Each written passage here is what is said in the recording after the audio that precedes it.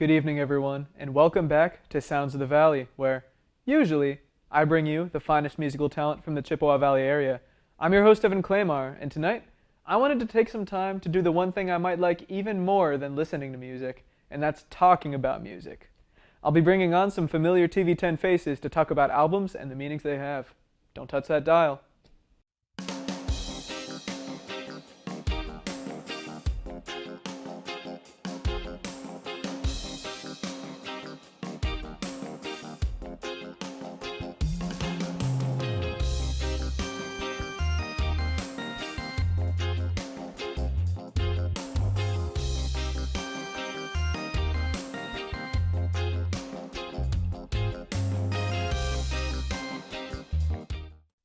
Welcome everyone to this special episode of Sounds of the Valley.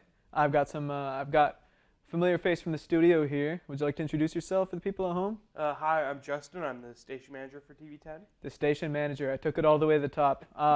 Brought Justin on as the first of a few guests to talk about his music taste, and I'll be grilling him a little bit. So, would you like to say a little bit about the albums that you've got here? Yeah, I kind of went like my home. It's like my home on the music side. So it's a lot of like funk indie artists. So like I have Lake Street Dive, Wolfpack, and Lawrence. Yeah, wait, first off, go through kind of each one. Yeah, so we have top left is Lake Street Dive Good Together. They just came out with it this year. And then top right is Wolfpack Clarity of Cal, which came out 8 days ago as the time of recording. And then Prelude to Ecstasy, The Last Dinner Party in the bottom left. And then Hotel TV, Lawrence in the bottom right. Okay, solid stuff. Would you consider yourself an album listener? After Hotel TV, yes. That was the one that like got me to listen through albums all the way through because it has good transitions. I feel like in order to like listen to an album all the way through, it has to have the transitions that I like. I see. Okay. Is that like you kind of pick and choose which albums you want to listen to all the way through then? Yeah. Like I have songs that I like from certain artists. Like Earl St. Clair has a lot of good songs. But I like these albums felt like the strongest albums that I listened to, and I've listened to all of them plenty of times straight through. Are all of these albums that you tend to listen to all the way through then? Yeah, definitely. Like they all have a lot of good transitions throughout them, and like the songs just fit together perfectly, and they feel like a good amalgamation of what these artists are able to produce. So I listen to them all the way through.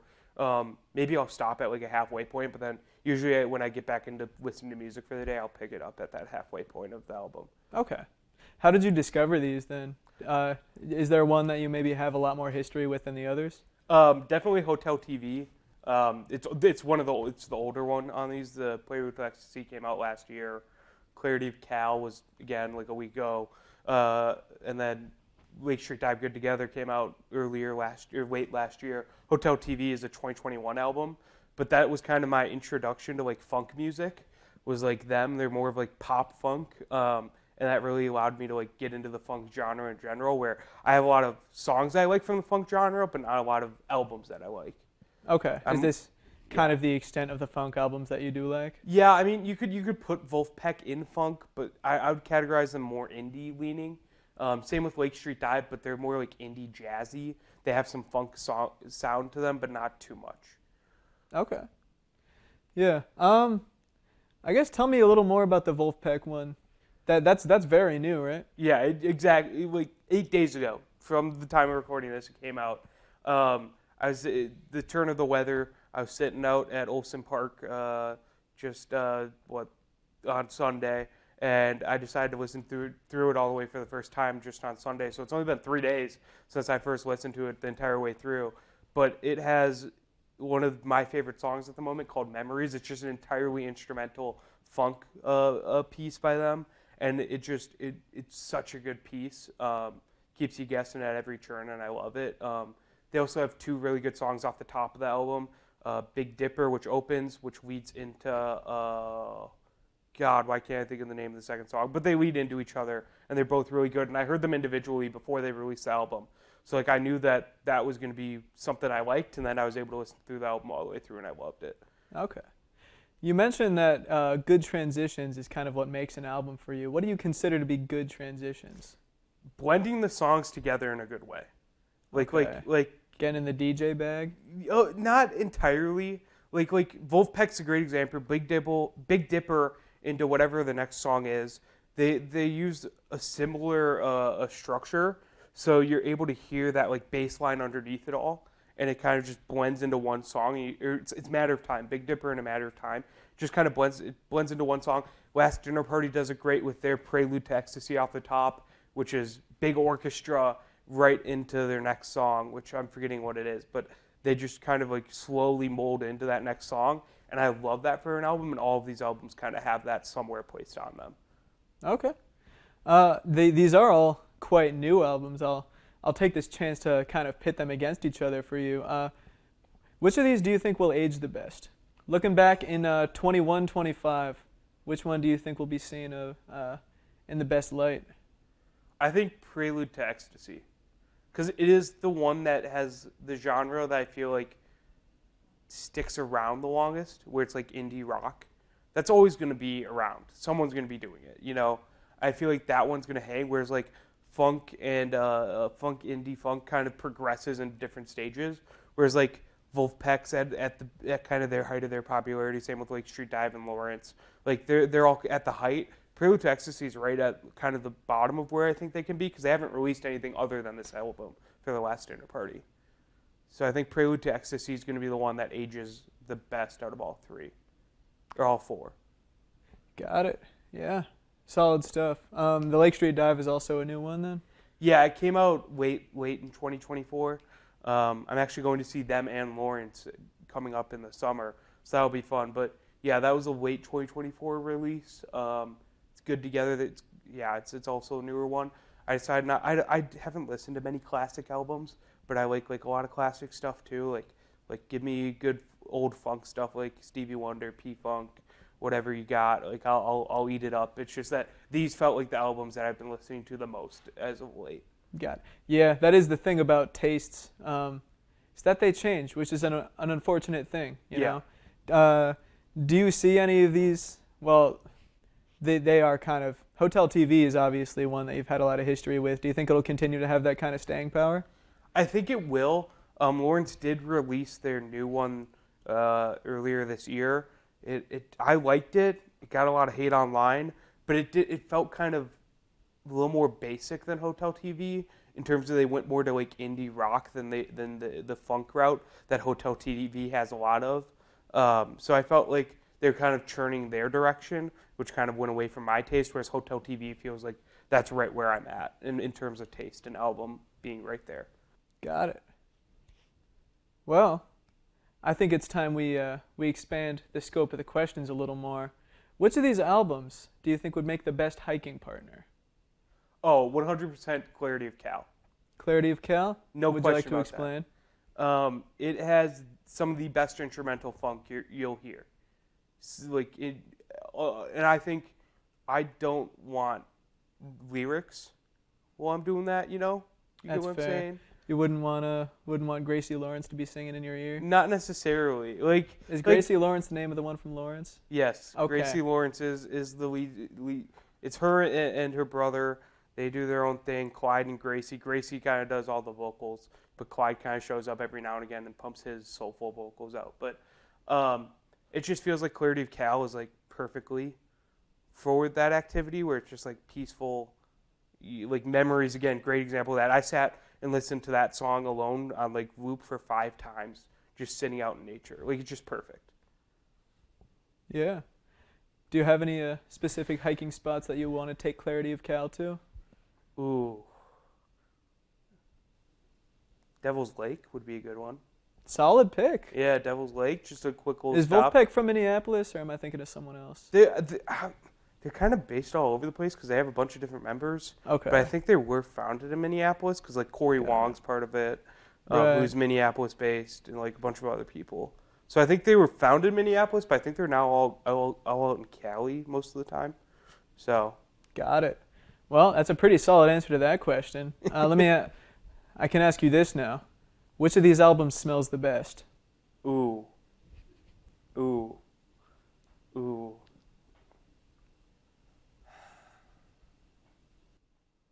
They're all funky, and that's the bad part. Is that you can't like they all got their Yeah. weird things to them.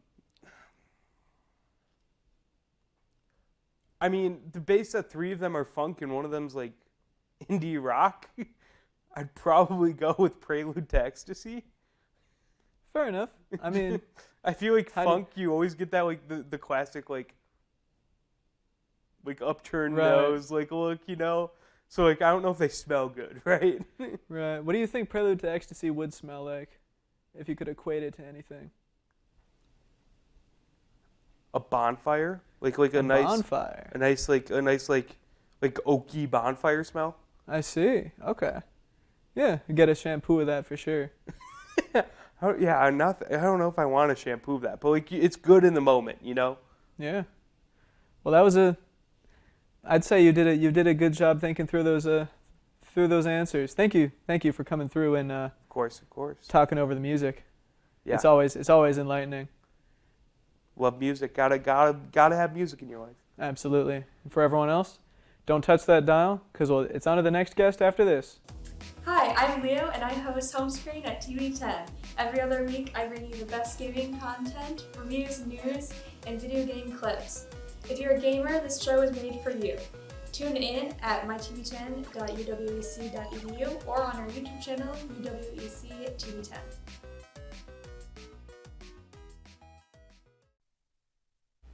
Welcome back. I've got a new guest in here with me. Would you like to introduce yourself to the people at home? Yeah, I'm Somerset. I also work at TV10. I'm just chilling here, And you're the host of Game Show. Oh, right. Sorry. I forgot. yeah, I am a host of Game Show. I wanted to set that up for you in case you wanted to slam dunk. You've probably seen me. Yeah, I'm on TV10 quite a bit, hosting Game Show. Exactly. Living. But you're here to talk about music a little bit. Yes, I am. Would you like to go over a little bit of the albums that you've All right. selected? Yeah, so the first one I have is Tally Hall's first album, Marvin's Marvelous Mechanical Museum. It's kind of a mouthful to say. Then I have the very best of Electric Light Orchestra. It's kind of self-titled as to which band it is. Right. And then Jukebox the Ghost's first album, Let Live and Let Ghost. And then Dr. Dog, Shame Shame. So, yeah. Good stuff. It's a pretty eclectic mix. I admit the only one out of these that I've heard is All Over the World, Electric Light Orchestra. Ooh, yes. Which, not normally a guy for compilation records, but like, I absolutely love this album because my mom, she gave it to me when I was really little, and I would play it on like my Hello Kitty radio boombox thing. So I would just have that on repeat for so long. And it just has like a really good combo of all of their songs. Sweet Talkin' Woman, all of a sudden I can't remember any of them. Mr. Blue Sky, Telephone. A lot of really good ones. yeah. Yeah. Is that the one out of these that you would say you've listened to the most then? Probably, or the ones that I remember the most. Because I would usually listen to the album all the way through, but I think those are just the names that I remember. Right. But, yeah. And then my other ones, a lot of these, I think I just picked the ones that I've been listening to the most lately. Right. Because I got back into ELO recently. Marvin's Marvelous Mechanical Museum, that one's always been pretty high up there since like 6th grade. Right. Tally Hall has been my number one listened to artist for the past 5 years, I think. And then with Dr. Dog, that one's always just kind of been a constant since high school. I really enjoyed the album. Like, there's some kind of sadder songs, more slow, but then there's a couple of them that, like, really pick up the pace. And then with Jukebox the Ghost, I actually went to a concert of theirs in January for this album. Excellent. Yeah. Yeah. Do you have to be you mentioned the Dr. Dog one has some sad songs on it. Do you have to be in a certain headspace to listen to some of these, or can you just pop it on anytime? Most of the time, I can just kind of pop on the albums whenever I'm just like, I need to hear this artist right now. Because, like, the Tally Hall album, I'm not going to keep saying the long name because it's such a mouthful. Right. That one is definitely like energizing music. So I guess I would say I listen to that a lot of time when driving or walking to class. But then the Dr. Dog album, I feel like that one I could just listen to at any point. But then, you know, like some of the sadder songs I might put on repeat, you know, when I'm feeling down. And then Let Live and Let Go, I'll also just play that whenever. Same with ELO. Right. Are you one who typically listens to albums all the way through?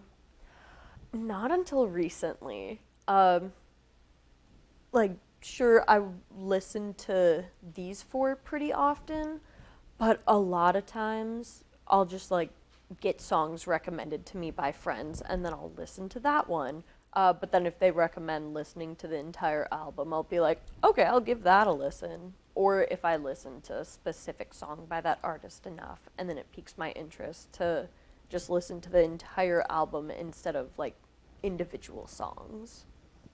Right. I think we could probably open up the scope of the questions again. Okay. Which of these albums peaked in high school? That's such a good one. Oh my gosh, peaking in high school. I would say maybe the Tally Hall album.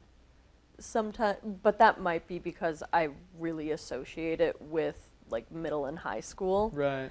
But I'd say it has some of the goofiest songs, so it could be kind of like the class clown of high school.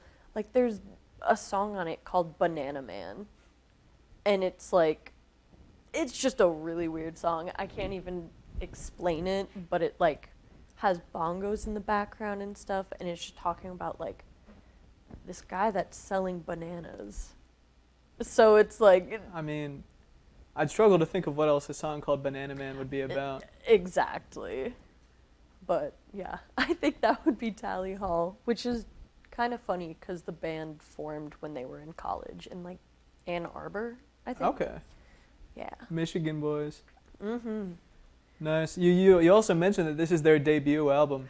That's Yup. also having a huge debut is kind of the musical equivalent of peaking in high school, I feel like. Exactly. I mean, look what happened to the Strokes. Okay, no, the Strokes did come back, but for a long, long time, the Strokes were living in the shadow of their first album. Mm-hmm. So that's no, it works on more levels than one. Exactly. Yeah. How would you, as a Tally Hall connoisseur, how would you describe them to someone who hadn't listened to them before? Ooh, I'd say kind of indie music, you know. Some of their songs a little more pop, some of them a little more rock. Just weird music. Some of them have weird lyrics like Banana Man. One of them called To Wove is kind of making fun of the Mary-Kate and Ashley like obsession that some people have. Okay. And they're talking about like, oh, I love you guys. I'd follow you to the ends of the earth. And it's just weird, but in like a satirical way. So yeah, I'd say, especially this one, they only have 2 albums. Right. If you listen to that one, just be prepared for like some weird music. Good to know. Side note, before we move on to the next question, Mm-hmm. that album cover kind of reminds me of Weezer, the way the guys are all just kind of standing side by side, which coincidentally is another band that kind of lives in the shadow of their very first record. 100%. So we got parallels all across the board. Next question. Which of these albums would be the best kisser?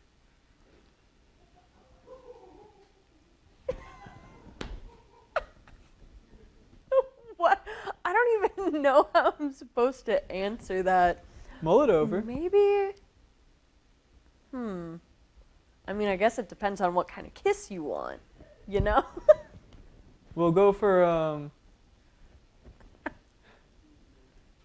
maybe just a peck on the cheek, maybe a nice a quick kiss on the way out the door, kind of deal. Definitely shame then. Okay, could you elaborate?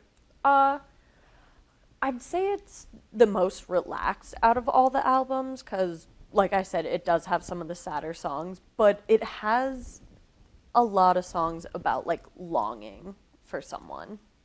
So it's like, oh, that kind of fits with that question, even though that's a very strange question. Well, hey, it's all about it's about trying to think about these albums in a different way, which I don't think you'd ever wanted to kiss "Shame Shame" by Dr. Dog before. I But don't now think I you have a have. context where you can say that you'd want to over these other three.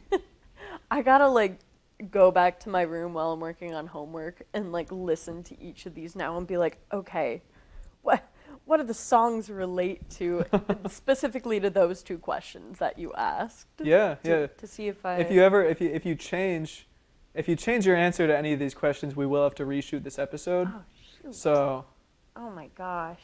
That's a lot of pressure. so we'll just lock in the ones you have. If I change my answers, I just won't tell you. Good call. But thank you for entertaining those questions and Of for coming in course. and talking about these albums. Yeah, I had a lot of fun. Yeah, it's always a good time to talk about music. Oh, 100%. And for everyone else at home, once again, don't touch that dial because it's on to the last guest after this. I don't know. Did you read the instructions before doing this? No, I never do. I think with it stating desk.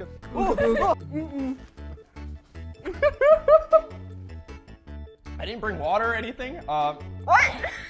I was gonna bring milk. I forgot. Another competitor has entered the stage. This wasn't planned at all. Don't miss out on the fun. Tune in to Handful on My TV 10. And we're back with the final guest of the evening. Would you like to introduce yourself for the people at home? Yeah, I'm Ave. I also work at TV10. I'm the other game show host, so you definitely see me around the network a lot, especially on the YouTube channel. Good times. We have both halves of game show in here. Yep, we make a full now. Yeah. So would you like to say a little bit about the albums that you've chosen? Yeah, I mean, where to even begin? I love all of these albums. All of them marked some time in my life at some point. We begin with the top left, Un Verano Sin Ti by Bad Bunny, which came out in 2022. It's right now one of the most streamed albums on Spotify, and it's one of my favorites. I love it so much. I can go back to that album at any moment in time, and it just brings me back to 2022 when I first heard it when I was in Mexico. And then we have Data by Tiny. Tiny, the best way I can mention him, it's like he's like the Metro Boomin of reggaeton. Like he marked a lot of music over there, and he's like one of the most known producers over there.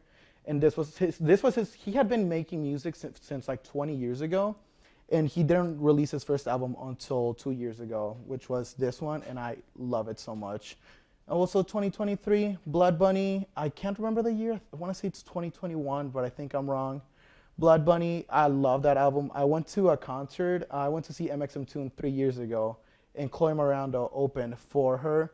And I just remember listening to this one specific song, Girl on TV, from this album. I fell in love with that album, and I go back to it all the time.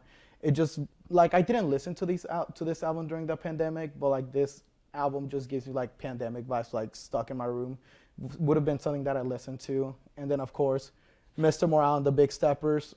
Probably controversial opinion, but it's probably one of my favorite Kendrick Lamar albums. It was the first one that I heard fully, so there's some bias there, but I just love songs like Father Time, Count Me Out, and yeah, I just love those songs so much.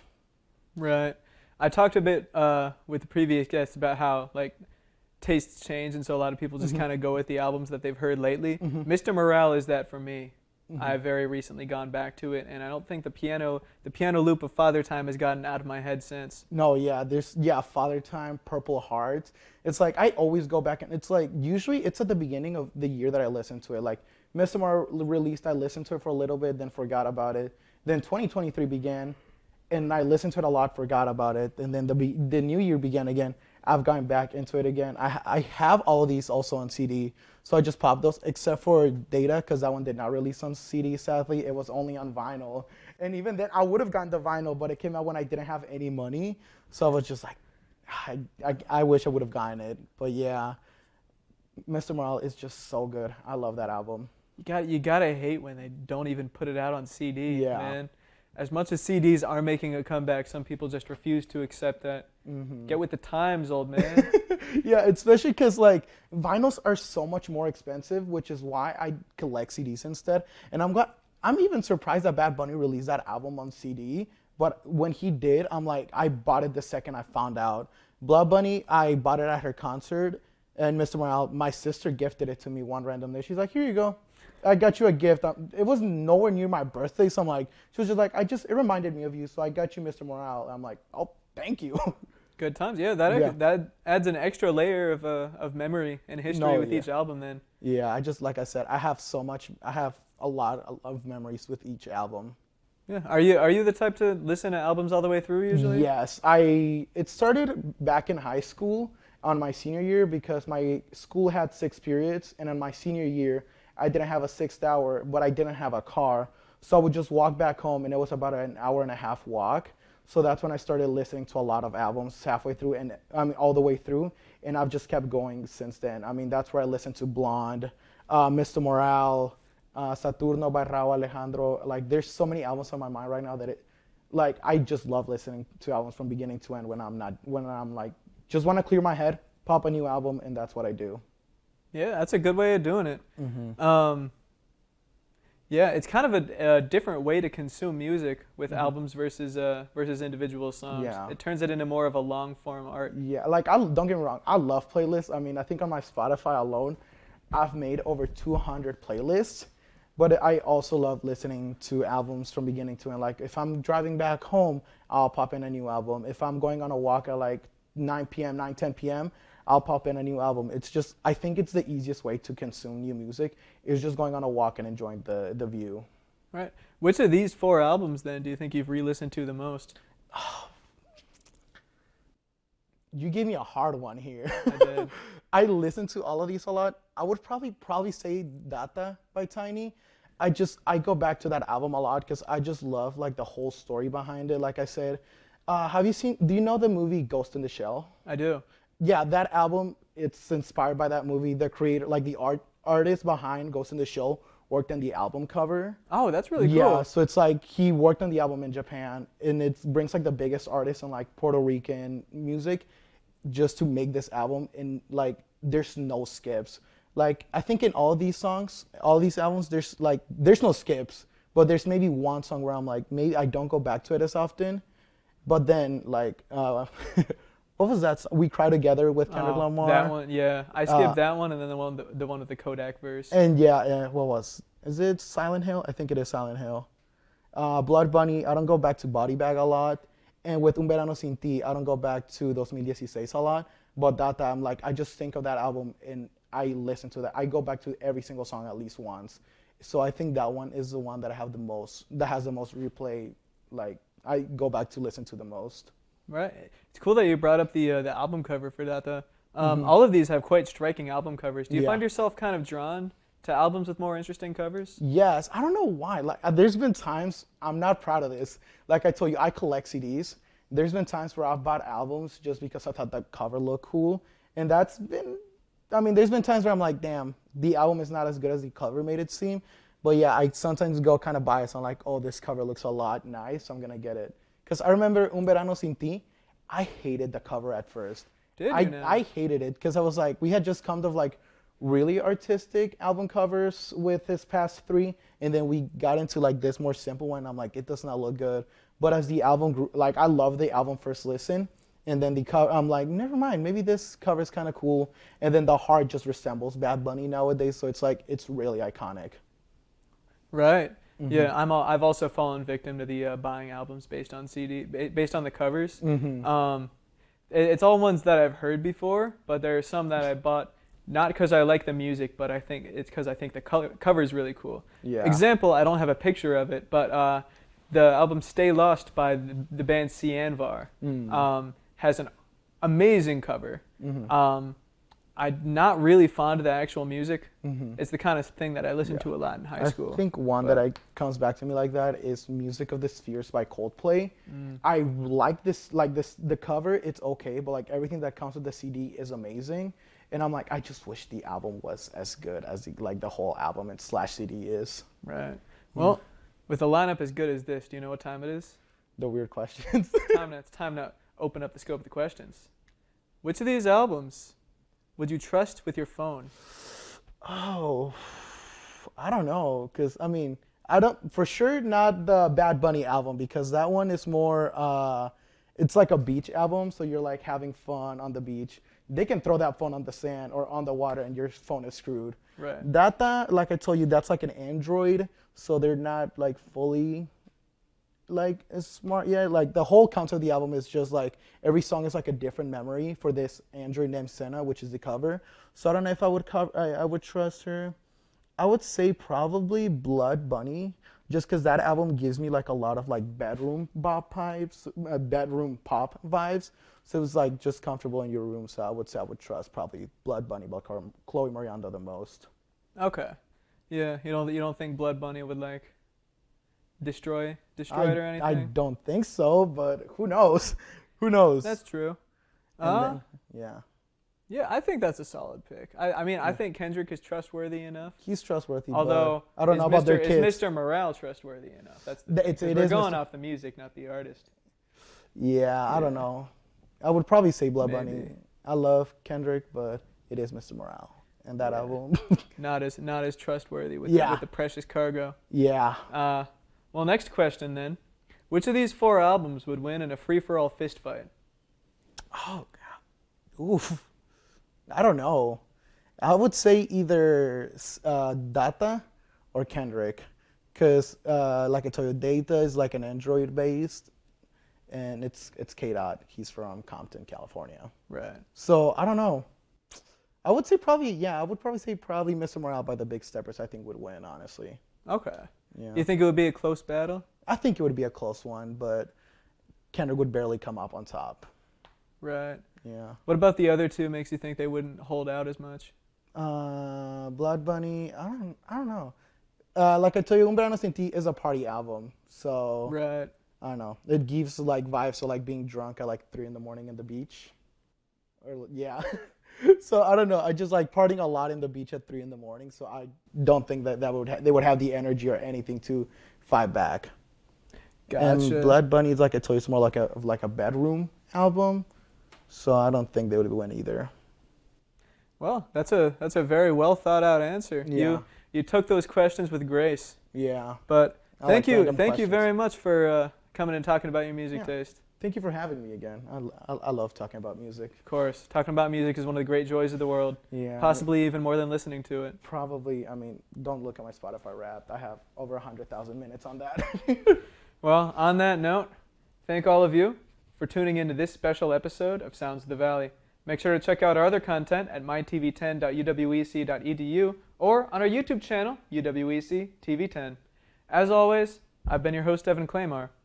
Good night, y'all.